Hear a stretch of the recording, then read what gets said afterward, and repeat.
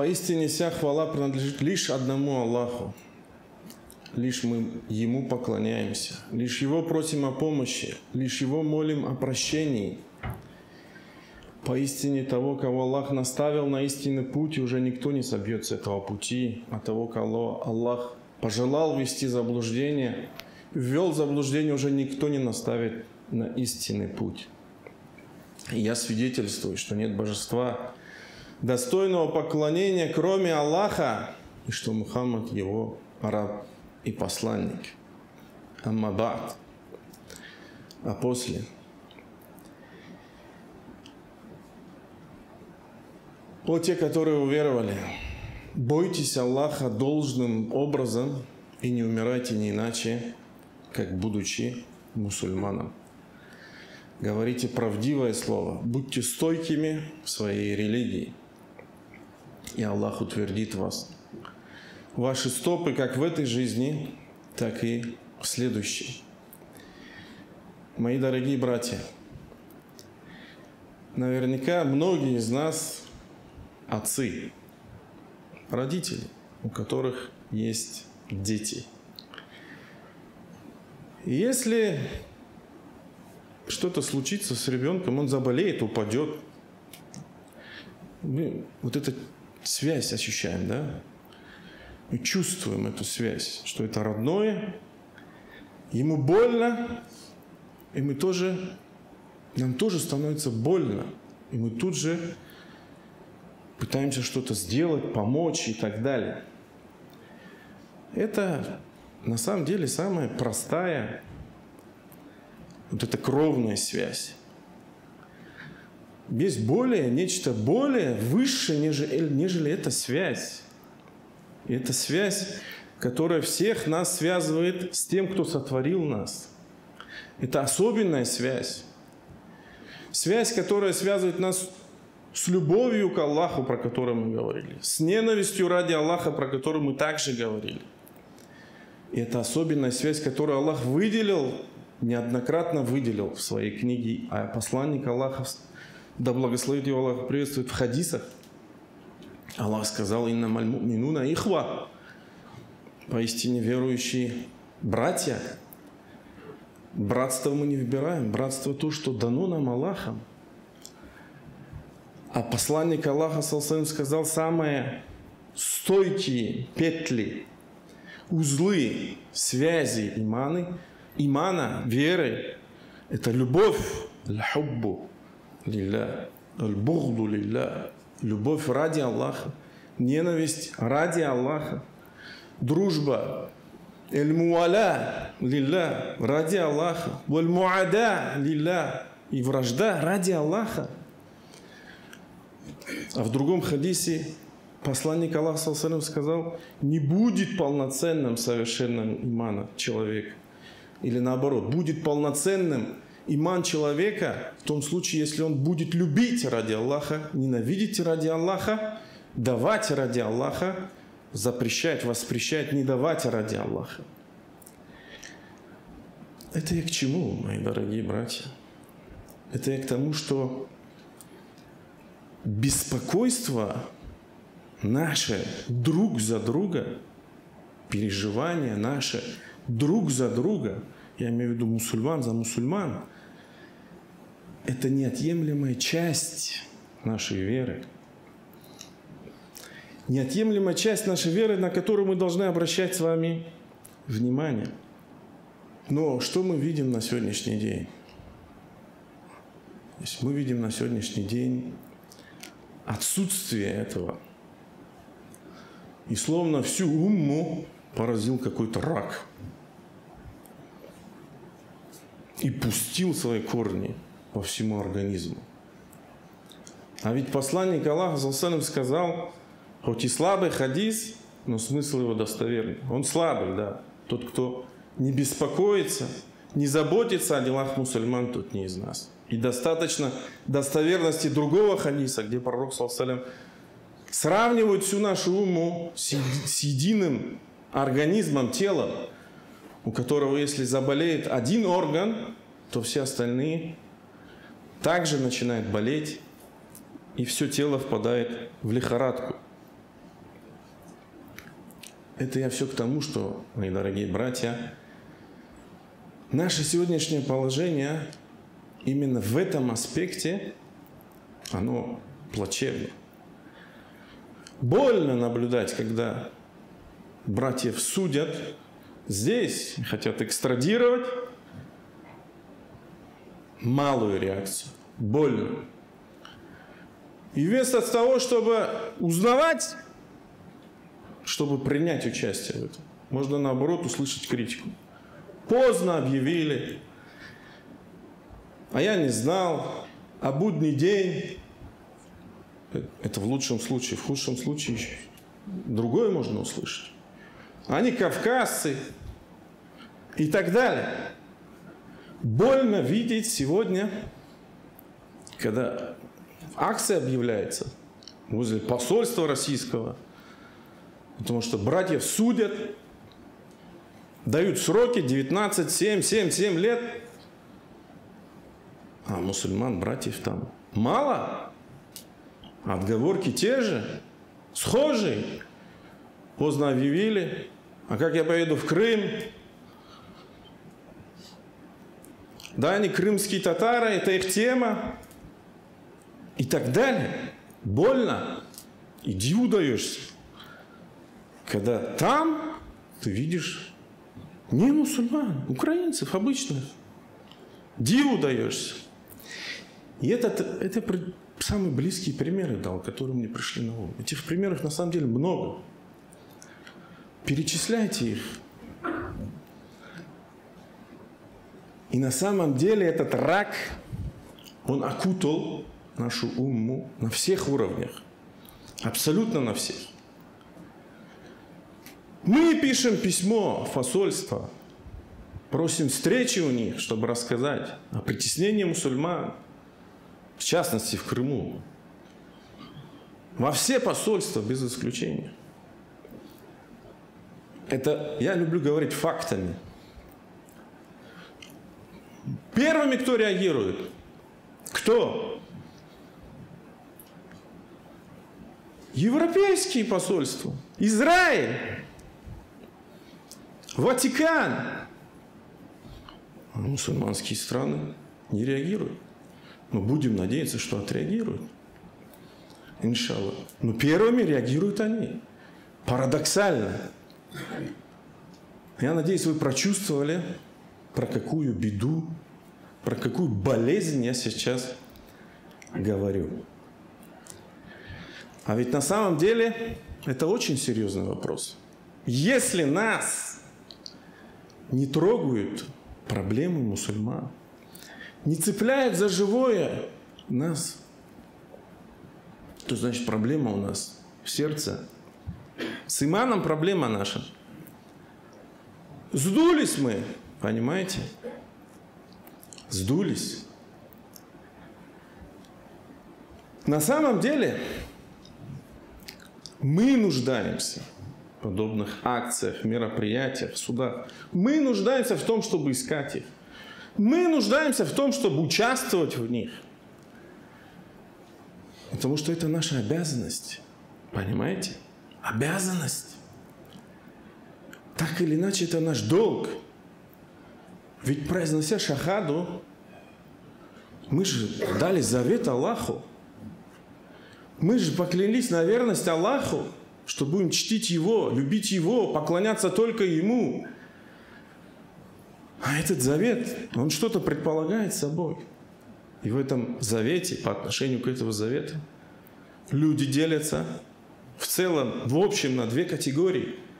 Либо искренние, те, которые уверовали, либо неискренние, те, которые не уверовали, среди них неверующие, лицемеры и так далее. Искренних Аллах описал в суре Худжурат, сказав: «Иннамаль му'минуна аллазина аману».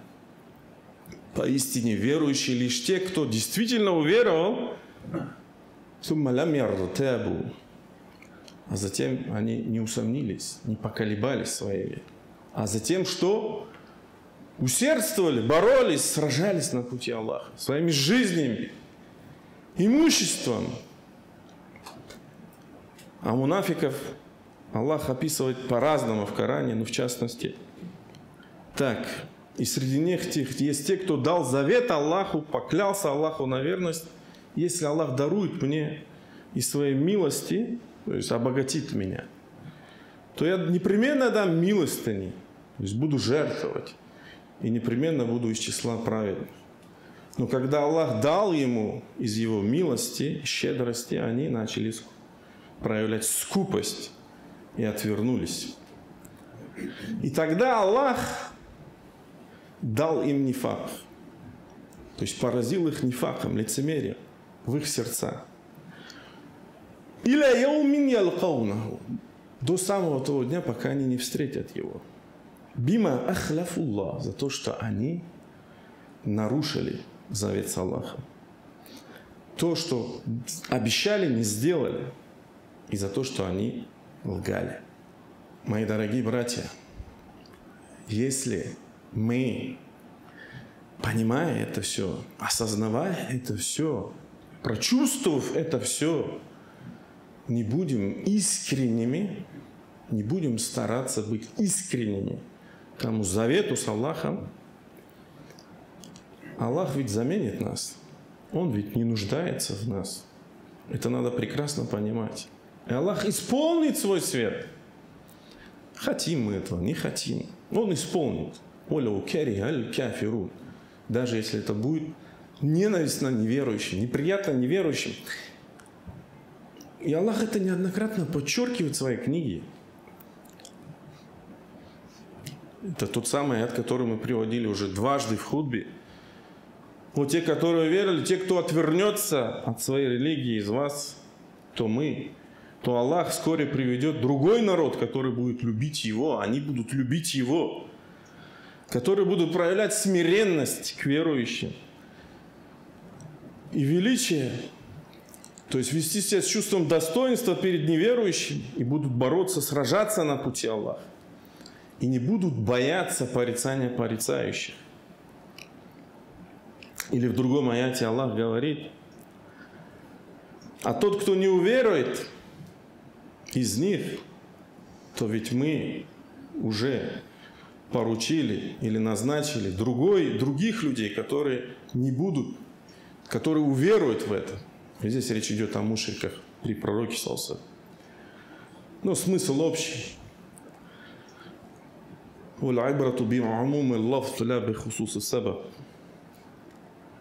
Или в другом аяте, где Аллах говорит в контексте уже физического участия, сражения на пути Аллаха, когда пророк саллаллаху алейхи ва саллям призвал сподвижников выйти, «Илля танфиру», если вы не выйдете, «Ю'адзибкумуллах», Аллах накажет вас, то есть не откликнитесь на зов пророка саллаллаху алейхи ва саллям.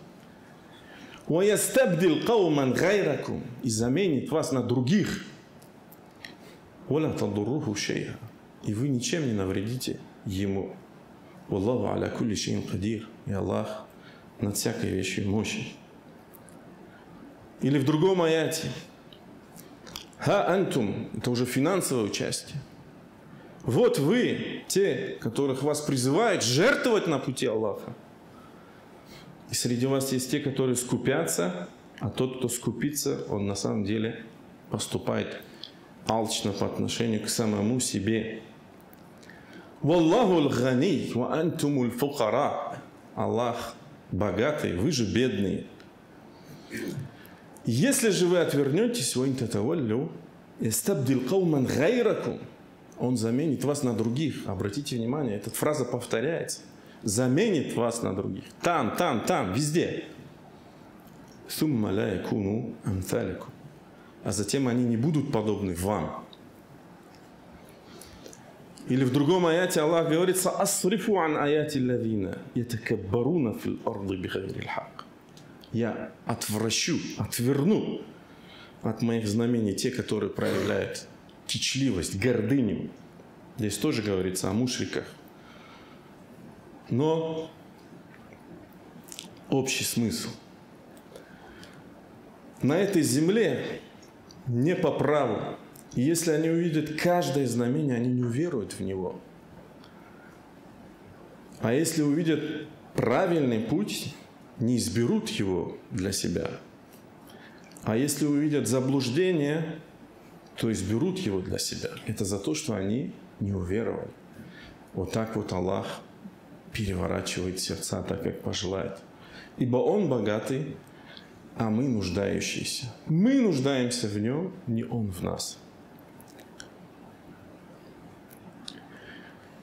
Поэтому, мои дорогие братья, безразличие к тому, что происходит с мусульманами, в какой-то мере это предательство вот этому самому завету. К самому завету, который мы приняли. Знаете, история, дабы приблизить понимание, это наставление в первую очередь мне самому себе. История циклична. Знаете, она как спираль повторяется. Все, что было при пророке, саллаллаху, так и иначе можно наблюдать сейчас. В любом обществе, в любое время. Поэтому все это до нас дошло. Поэтому ученые все это сохранили, передали, разжевали нам, чтобы это мы читали и понимали. В бедах и испытаниях обычно люди делятся на 4 категории. И это мы видим на примерах из жизни пророка саллаллаху, на которых, посредством которых можно измерять нынешнее наше положение, нынешнюю ситуацию. В любом месте, подчеркиваю. Это первый, искренний в своем завете, в своей верности, про которую мы говорили. Если хотите, присягу, которую они дали Аллаху. Второе, лицемеры. Неверующие лицемеры, которые скрывают свое истинное лицо и ждут удобного случая, распространяют фитну и так далее. Третье, лентяи, бездельники, которые сами ничего не делают и других отворачивают, и других как-то пытаются предостеречь, там еще что-то сделать. Четвертое, люди слабые, иманом слабые, которые не способны на какие-то решительные поступки. Эту градацию я сам не придумал. Да? Это ученые дают такую градацию на основе интересной истории. Да? Эта история связана с Ахзаб, с битвой при Урва, да? Когда все неверующие на Аравийском полуострове объединились против пророка саллаллаху.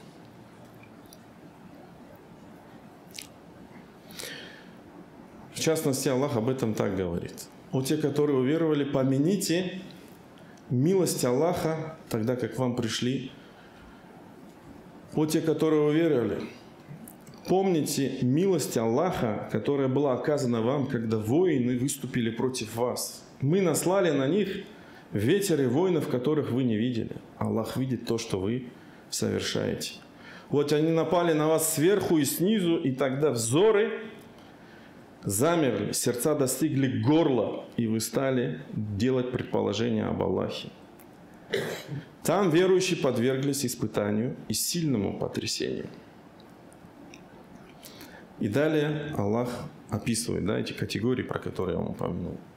И вот сказали мунафики: «И те, в сердцах которых болезнь, Аллах и его посланник обещали нам лишь обольщение». Тут сразу же проявились они. А вот третья категория. Здесь же, в следующем аяте. «Ваидh каля таифатум минхум». И вот группа из них сказала: «О жители Ясриба, ля макама лакум фарджи'а». Вам не устоять. То есть это те, которые отворачивают других. Те, которые сами не способны и отворачивают других. Фарджа. И далее в этой же суре, ниже, Аллах описывает их более подробно. Он говорит так: Аллах о них. Аллах знает тех из вас, которые отвращают людей от участия в войне. И тех, которые говорят своим братьям: идите к нам. Они принимают в войне ничтожное участие, малое участие. Поскольку они скупы по отношению к вам, когда ими овладевает страх, ты видишь, как они смотрят на тебя. Их глаза вращаются, словно у того, кто теряет сознание перед смертью. Когда же страх проходит, они обижают вас острыми языками, скупясь на добро и так далее. Они полагают, что союзники не ушли. Если бы союзники пришли, то они захотели бы кочевать среди бедуинов и расспрашивать о вас. Будь они вместе с вами, то они бы не сражались, разве что немного. И Аллах раскрывает четвертую категорию людей, слабых, описывает их так. А некоторые из них попросили разрешения у пророка и сказали: наши дома остались беззащитны. Они на самом деле не были беззащитны. Они лишь хотели сбежать. Если бы они, союзники, вторглись в него со всех сторон и потребовали бы от них искушения отказаться от веры, то они пошли бы на это и не стали бы медлить с этим. Разве что немного. А ведь прежде они заключили завет с Аллахом о том, что не обратятся вспять. О завете с Аллахом они будут спрошены. Скажи, бегство не принесет вам пользы, если вы пытаетесь сбежать от смерти или гибели. В этом случае вы будете пользоваться благами лишь недолго. И действительно поразительно, да? То есть крымские татары вышли, мусульмане, поддержать братьев на площадь в Москве. Самое логово, да? Не побоялись, вышли. Но смерть их не настигла. Да, их арестовали, отпустили. Но смерть настигла другого человека. И да помилует его Аллах. И это было специально наверняка сделано. Убили другого человека. Буквально вот вчера. И сегодня будет джаназа в Крыму. Как послание своего рода. И далее Аллах говорит: скажи, кто защитит вас от Аллаха, если Он пожелает вам зла. А если Он пожелает оказать вам милость, они не найдут для себя вместо Аллаха ни покровителя, ни помощника. И Аллах далее в этой же суре раскрывает первую категорию людей. И Он говорит, это, кстати говоря, всем вам известный аят, он проходит именно в этом контексте. «Лакад кяна лякум фи расулиллахи усватун хасана».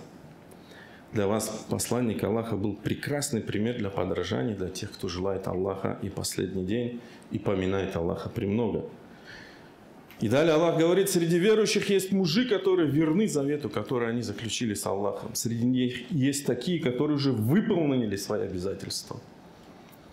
Или умерли, и такие, которые еще ожидают, но никак не изменяют своему завету. Поистине в этот день есть особенный момент, когда Аллах принимает мольбу. Просите прощения у Аллаха, я надеюсь, что мы застанем этот момент. Так, мои дорогие братья, пусть каждый из нас просканирует себя. В первую очередь, это я призываю самого себя. Просканирует свое отношение к Аллаху, свой завет с Аллахом. Пусть посмотрит, к какой группе он ближе. Первый, второй, не дай Аллах, третий или четвертый. Для тех, кто искренний, накал испытаний и бед, на самом деле, это хороший предвестник, признак близкой победы. Так было с пророком Салсалом, и на это указывает история. Поэтому надо быть стойкими и терпеливыми, иншаллах. Внешне мы можем казаться слабыми, но на самом деле сила за нами, потому что мы на истине, а Аллах истинный. И любит истину, и Аллах справедливый.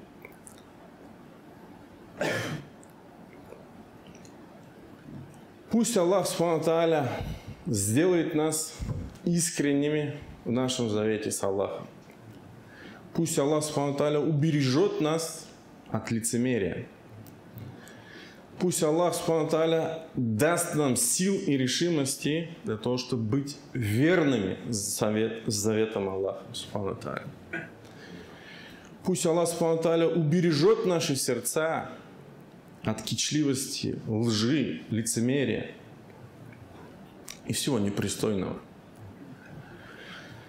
Поистине Аллах и Его ангелы благословляют пророка. Аллахумма салли, и Аллах велит нам это делать. Аллахумма салли ва саллим аля набийна Мухаммад саллаллаху ва барик аля набийна Мухаммад ва аля али Мухаммад кама саллайта ва баракта аля Ибрахима ва аля али Ибрахима иннака хамидун маджид.